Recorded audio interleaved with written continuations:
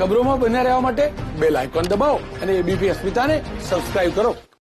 સુરતના પાલઉમરા તાપી બ્રિજને લઈને વિવાદ સર્જાયો। પાલઉમરા બ્રિજને નડતર મકાનોને ખસેડવાની કામગીરી હાથ ધરાઈ। પોલીસ બંદોબસ્ત સાથે પાલઉમરા બ્રિજનો કબજો લેવાશે। વધુ વિગતો મેળવીએ સંવાદદાતા ધનરાજ બાગલે આપણી સાથે જોડાઈ ચૂક્યા છે। ધનરાજ, શું અપડેટ?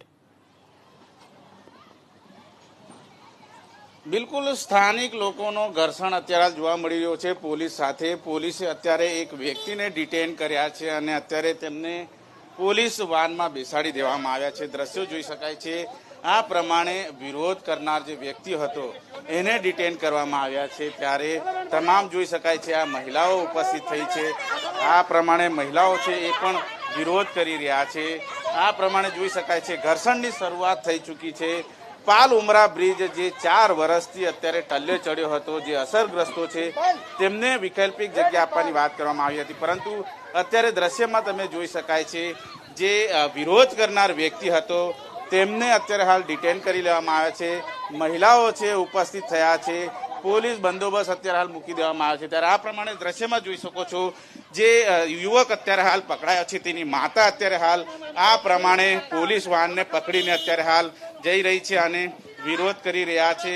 આ પ્રમાણે જોઈ શકાય છે ઘર્ષણ શરૂઆત થઈ ચૂક્યું છે।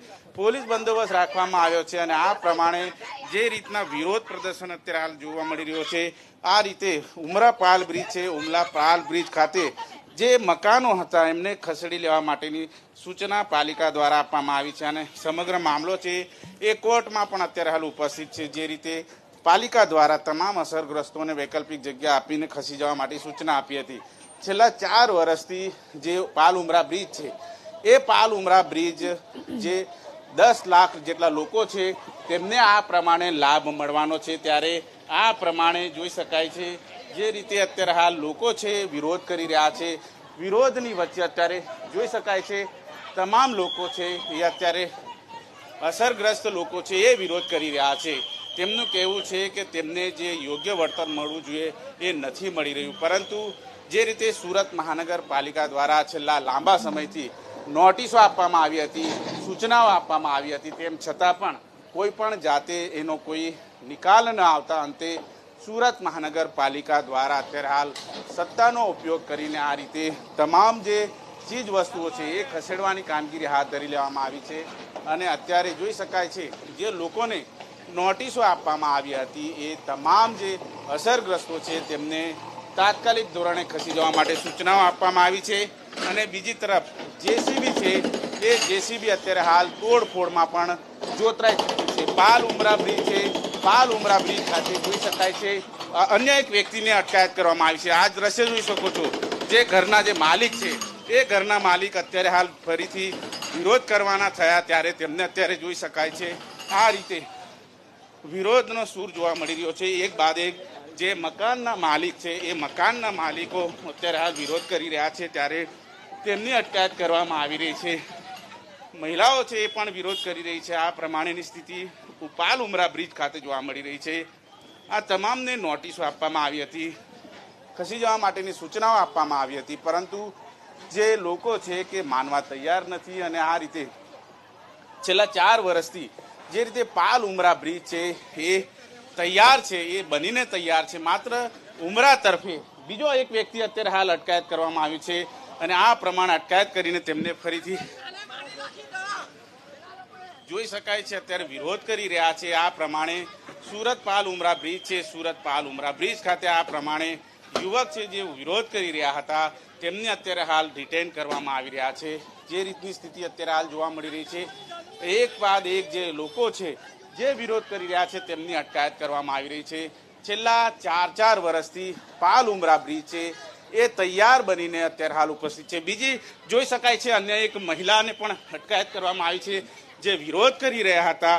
એ મહિલા અત્યારે હાલ જોઈ શકાય છે સુરતમાં જે પાલઉમરા બ્રિજ છે, પાલઉમરા બ્રિજ ખાતે આ રીતે એક બાદ એક અટકાયતનો દોર શરૂ થયો છે। આ જોઈ શકો છો તમે આ રીતે સુરત શહેરની અંદર પાલઉમરા બ્રિજ ખાતે જે અસરગ્રસ્તો હતા, અસરગ્રસ્તોને ખસેડવા માટેની જે કવાયત હાથ ધરવામાં આવી છે, તમામ જે છે એ અત્યારે જે વિરોધ કરી રહ્યા છે, જેમ જેમ વિરોધ કરી રહ્યા છે તેમ તેમ અટકાયતનો દોર અત્યારે શરૂ કરી દેવામાં આવ્યો છે।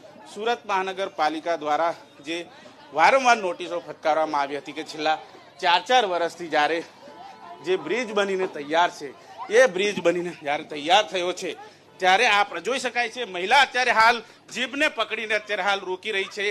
તમામ જે અટકાયત કરેલા જે યુવકો છે એમને ઉતારવા માટે સૂચના આપવામાં આવી રહી છે, પરંતુ આ રીતે જોઈ શકાય છે વિરોધ છે એ વિરોધ શરૂ કરી દેવામાં આવ્યો છે.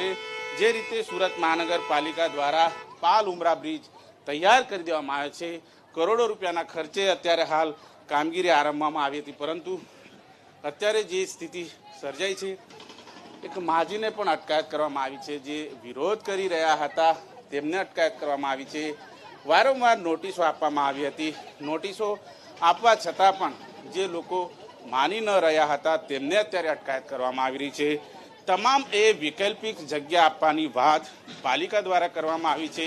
તમામને જે રોડ બનાવવામાં આવી રહ્યો છે, જે રોડમાં નડતરરૂપ મકાનો છે એ મકાન જે અસરગ્રસ્તો છે તેમને ખસી જવા માટેની સૂચના વારંવાર આપવામાં આવી હતી, પરંતુ જે લોકો છે એ માનવા તૈયાર નથી અને તેઓને અત્યારે આ રીતે ખસેડવાની કામગીરી છે એ કરવામાં આવી રહી છે.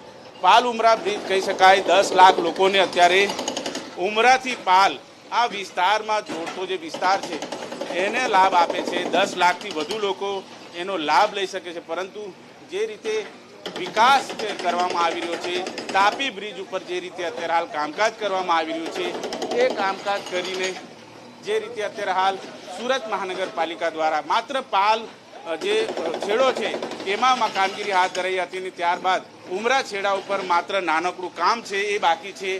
એને નડતરરૂપ આ મકાનો હતા અને તમામ જે અસરગ્રસ્તો હતા એ તમામને ખસી જવા માટેની સૂચનાઓ પણ આપવામાં આવી છે, પરંતુ લોકો છે કે માનવા તૈયાર નથી.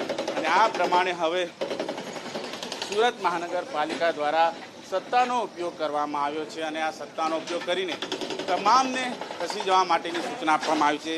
માલ સામાન છે એ માલ સામાન જોઈ શકાય છે ખસેડવાની કામગીરી હાથ ધરાઈ છે.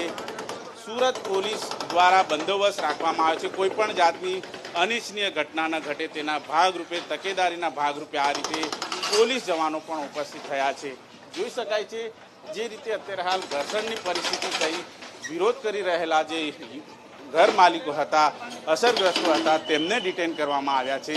તેમને વારંવારની સૂચના આપી હતી, છતાં તેઓ દ્વારા આ મકાનો ખાલી નહોતા કરવામાં આવ્યા ત્યારે તેને લઈને કામગીરી તેજ કરવામાં આવી છે. 9ના ટકોરે આ કામગીરી આરંભવામાં આવી હતી ત્યારે પોલીસ બંદોબસ્ત સહિત જે સ્ટાફ કર્મચારીઓ છે તમામને ઉપસ્થિત રહેવા માટેની સૂચનાઓ આપવામાં આવી હતી અને હવે એક બાદ એક તમામ એ ઘરો ઉપર અત્યારે હાથોડા ચલાવવામાં આવી રહ્યા છે. જેસીબી દ્વારા અત્યારે હાલ મકાનો દૂર કરવામાં આવી રહ્યા છે અને આ સ્થિતિની અંદર જોઈ શકાય છે સુરત શહેરની જે પાલ ઉમરા બ્રિજની જે વિવાદ હતો, છેલ્લા 4 વર્ષથી આ વિવાદ ટલ્લે ચડ્યો હતો. અંતે કામગીરી કરવાની થઈ છે ત્યારે પણ ફરી એક વખત વિવાદ સર્જાયો છે અને આ વિવાદની અંદર અત્યારે ધનરાજ, આભાર આપનો આ સમગ્ર માહિતી બદલ. તો છેલ્લા 4 વર્ષથી પાલ ઉમરા બ્રિજનો એક તરફનો હિસ્સો છે તે તૈયાર છે અને બીજી તરફનો હિસ્સો તૈયાર કરવા માટે આ કામગીરી કરવામાં આવી રહી છે.